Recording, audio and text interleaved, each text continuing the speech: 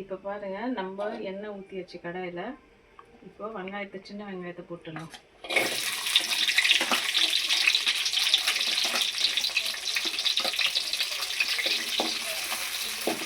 போட்டுட்டு நம்மக்கிட்ட கொஞ்சம் தாளிப்பு வடகம் இருக்குது, அதை போட்டுடலாம். உங்கள்கிட்ட இருந்தால் போடுங்க, இல்லைன்னா இது நம்ம வீட்டிலே செஞ்ச தாளிப்பு வடகம்.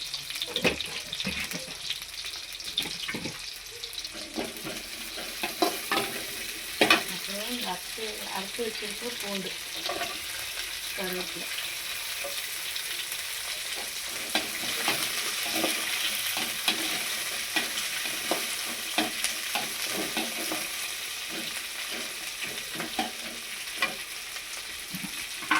இது வதங்கிறதுக்கு லைட்டாக நம்ம உப்பு போட்டுப்போம். கருவேப்பிலை உப்பு இருக்கும், நம்ம அதை செக் பண்ணிவிட்டு பார்த்து போட்டுக்கலாம். இப்போ நம்ம வெங்காயம் வதக்கிட்டு மட்டும் லைட்டாக கொஞ்சம் உப்பு போட்டுக்கலாம்.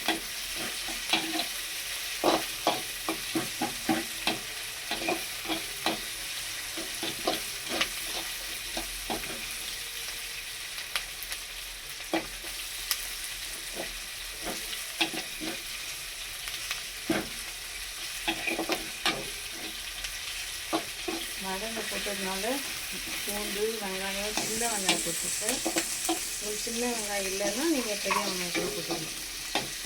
பட் சின்ன வெங்காயம் போட்டதுனால டேஸ்ட்டும் நல்லாயிருக்கும், அந்த வாசனையும் நல்லாயிருக்கும்.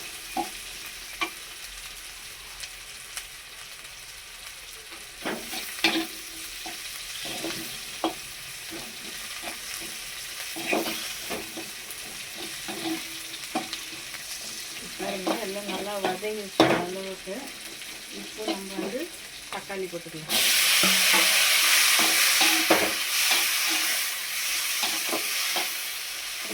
இப்போ தக்காளி வதங்கின பிறகு நம்ம என்ன போடணும்னு பார்ப்போம்.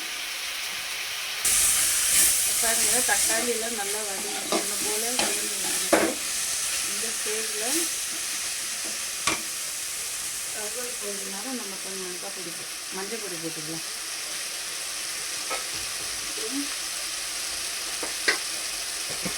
மஞ்சள் பொடி போட்டுட்டு குழம்பு மிளகா பொடி போட்டுக்கலாம். இது எங்கள் வீட்டில் அரைச்சி மிளகா பொடி.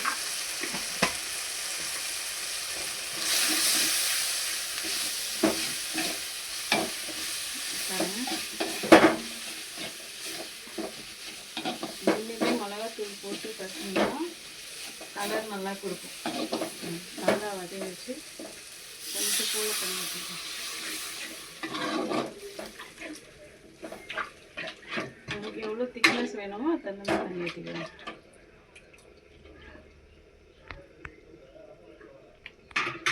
இப்போது ஒரு நெல்லிக்காய் அளவுக்கு நான் புளி கரைச்சி வச்சுருக்கேன், அது சேர்த்துக்கலாம். கருவாட்டு குழம்புலாம் கொஞ்சம் புளிப்பாக காரமாக இருந்தால் தான் சாப்பிட்றதுக்கு நல்லாயிருக்கும். எங்கள் வீட்டில் எல்லாம் காரம் சாப்பிடுவாங்க.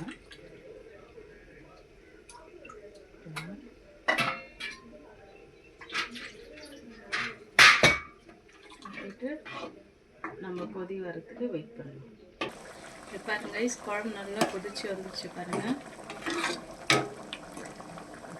உங்களுக்கு எவ்வளோ தண்ணி வேணுமோ அந்த அளவுக்கு நான் ஒரு 5 மினிட்ஸ் நல்லா சுண்ட வச்சுட்டேன்.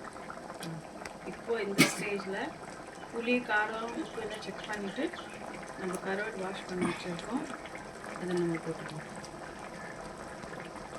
எந்த கருவாடு வேணால் யூஸ் பண்ணிக்கோங்க. நீங்கள் என்கிட்ட இந்த பெரிய கருவாடு தான் இருக்குது, அதை நான் போட்டுட்டு கொஞ்சம் சிம்மில் வச்சுட்டு ஒரு 5 மினிட்ஸ் மட்டும் குக் பண்ணி விடுங்க.